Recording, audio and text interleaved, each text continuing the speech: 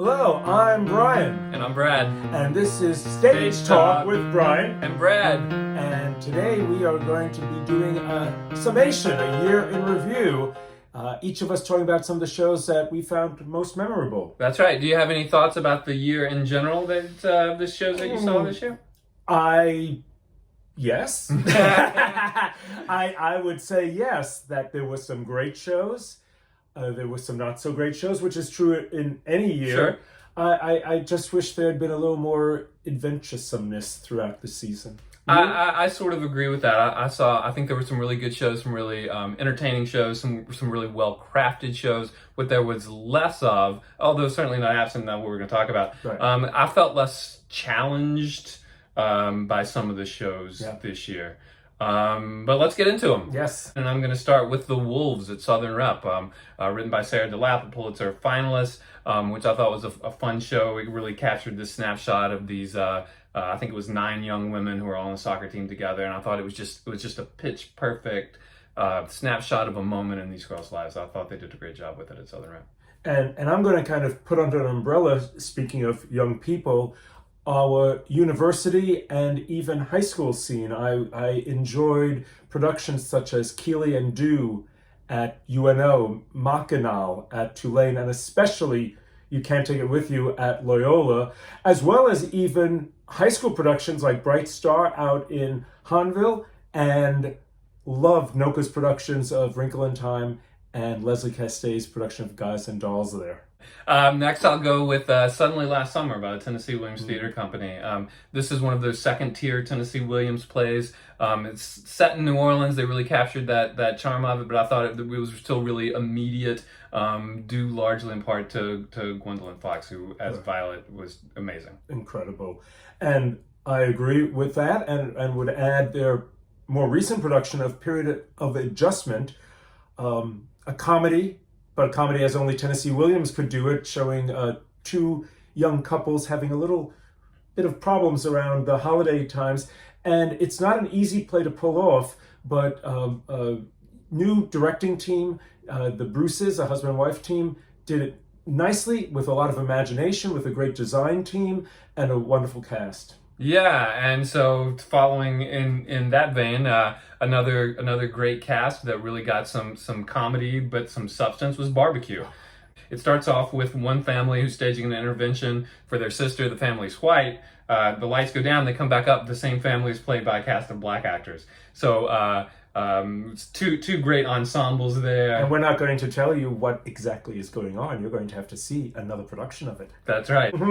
So that was a really fun show this year. And by contrast, a wonderful production done very traditionally, but just as impactful, was A Raisin in the Sun, that truly deserves the word timeless, because the themes, unfortunately, that they deal with, racism and many other challenges of our society, never seem to go away.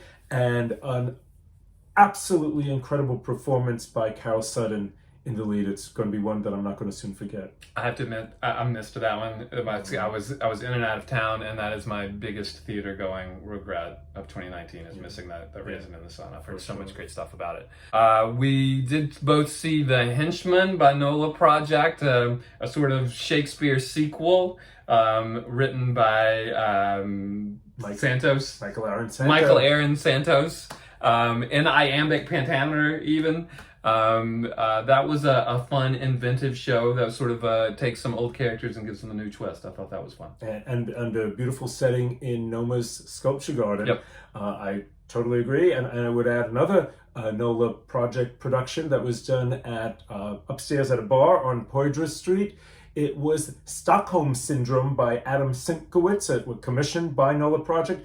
It was wacky. It was crazy. It had a musical score written by members of the local band Sweet Crude, but it was done very well. I loved AJ Allegra's immersive staging, and it was just a fun evening in theater. And there's a lot to be said for that these days. It was wacky and wild, and definitely something different. Not so wacky and wild was August Osage County, 3.5 hours of gut-wrenching heartbreak. But I was there for all of it. I thought Southern Rep did a great job. Director Jason Kirkpatrick really sort of wrung a lot of emotion out of that cast, dealing with this family from the Oklahoma Plains that was falling apart. And in a way that I enjoyed it, if enjoy is a word, Yeah, more than the Broadway production, which I just found very loud. This one was subtle and wonderful. it was good. By contrast, there one that I will fondly remember was done in the spring over at the Always. The Night Fiona Flawless Went Mad, a one-act musical, original, written by Trey Ming. It started out kind of just campy, and then as it went on, it got into some deeper emotional truths, and starred a local drag queen, but who sang live and has a marvelous voice by the name of Didi Onassis, who also did a one-woman cabaret show, a recreation of Patti LuPone's cabaret act from Les Mouches back in the 70s, which was really a stunner. That's right. And so speaking of cabaret, I see him on stage at the New Orleans Art Center, I think it's called, down there in St. Claude, which I thought was a great production. Such a far cry from the production we saw at the Sanger with the glitz and the glam of the trappings of the big Broadway musical. This was a little down and dirty, and I thought really drew from New Orleans' own cabaret scene, and they did a great job of capturing the immediacy of what's going on in that.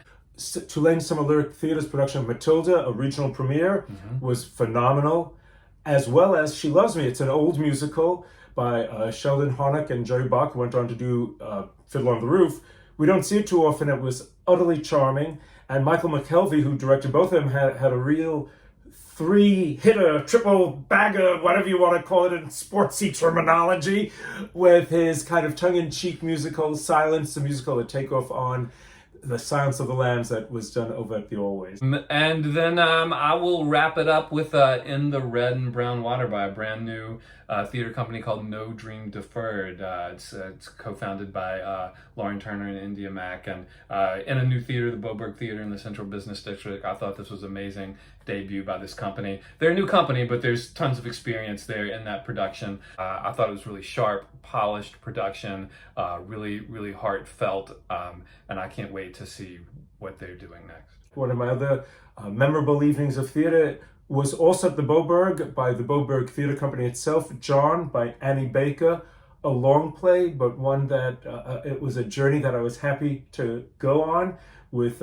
two veteran actresses, Janet Shea and Troy Bechet, and two newer ones who I think we'll hear a lot more of in the future, Joe Freddo and Neely Sachs. Well, I'm Brad. And I'm Brian.